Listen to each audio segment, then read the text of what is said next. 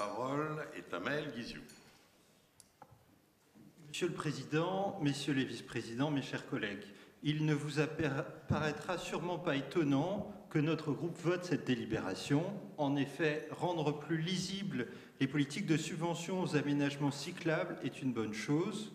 Nous pouvons espérer que les collectivités se saisiront de cette opportunité pour accélérer le développement de pistes cyclables sur le département. Nous voyons cependant certaines limites à ce programme que je partage en grande partie avec Valérie Conseil. La première, la plus évidente, est budgétaire. Que sont 7 millions d'euros au regard du budget du département du Nord et particulièrement de sa composante voirie?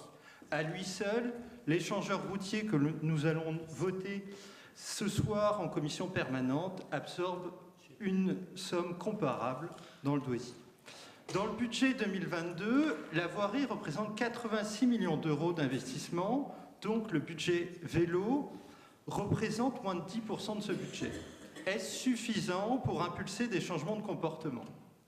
Sur la durée de son mandat, le conseil départemental d'Ille-et-Vilaine, et j'ai le même exemple que ma collègue, consacre un tiers de son budget mobilité à la réalisation d'aménagements cyclables.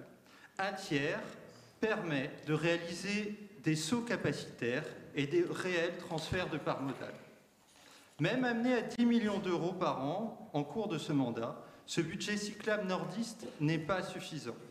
Un moratoire sur de nouveaux projets routiers permettrait de développer bien plus rapidement un réseau continu et sécurisé de pistes cyclables, véloroutes, voies vertes et points nœuds, au-delà des infrastructures, de financer davantage de parcs de stationnement vélo dans les collèges et de soutenir les vélos-écoles et l'apprentissage du vélo auprès des collégiens et collégiennes, mais aussi les ateliers de réparation.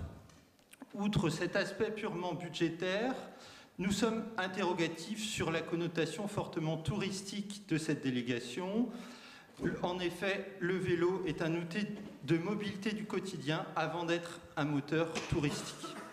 Enfin, nous souhaitons que le département du Nord profite de ce programme pour défendre des aménagements réellement sécurisants. En effet, les politiques de bande cyclable ne permettent pas de déplacements sécurisés, a fortiori quand les voitures roulent à 50, 70 ou 80 km/h à côté. Il est indiqué dans la délibération que le département y veillera. Mais en même temps, les aides de l'appel à projet ne prévoient pas de valoriser les projets d'aménagement de pistes cyclables séparées de la voirie. Certains aménagements récents, dont toutes les collectivités, sont déjà obsolètes dans leur conception d'un point de vue de la sécurité, illustrant ainsi un décalage entre les attentes et les décideurs publics. Nous saluons globalement la formalisation et la simplification de la politique cyclable départementale qui permettra un suivi précis des volumes budgétaires dédiés et une plus grande lisibilité pour les communes. Les attentes chez les nordistes sont importantes et demandent de vraies ambitions budgétaires. L'exemple des Pays-Bas et de la Flandre belge montre qu'une place centrale des mobilités cyclables est possible. Je vous remercie.